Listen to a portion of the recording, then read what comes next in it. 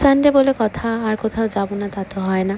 তাই আমি সন্ধ্যাবেলা রেডি হয়ে গেছি আর চলে এসেছি হচ্ছে আমার মোস্ট ফেভারিট দুর্গা মোমো খেতে।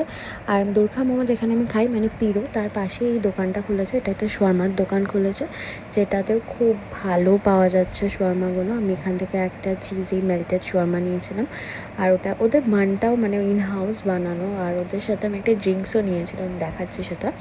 আর এখান থেকে আমি নিয়েছিলাম হচ্ছে টাইপো, যেটা পুরোটাই ভেতরটা চিকেনের স্টাফিং থাকে আর ডিম দেওয়া থাকে।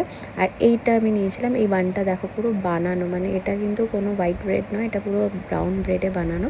আর এই ড্রিঙ্কসটা আমি বলছি, এটা খেতে যা রিফ্রেশিং ছিল, মানে দারুণ ছিল, দারুণ। আর আমি দুর্গা মোমোতে এক প্লেট ওখানে খেয়েছি, সাথে আর এক প্লেট আমি পার্সেল করেও নিয়ে এসেছি। মানে আমি জানি না কেন, আমি দুর্গা মোমো যতই খাই না কেন আমার ভালো লাগে না, মানে মনে হয় আরও খাই আরও খাই, এত টেস্টি। মানে এইটা যে একবার ট্রাই করবে সে আর মনে হয় না অন্য কোনো মোমো তার ভালো লাগবে।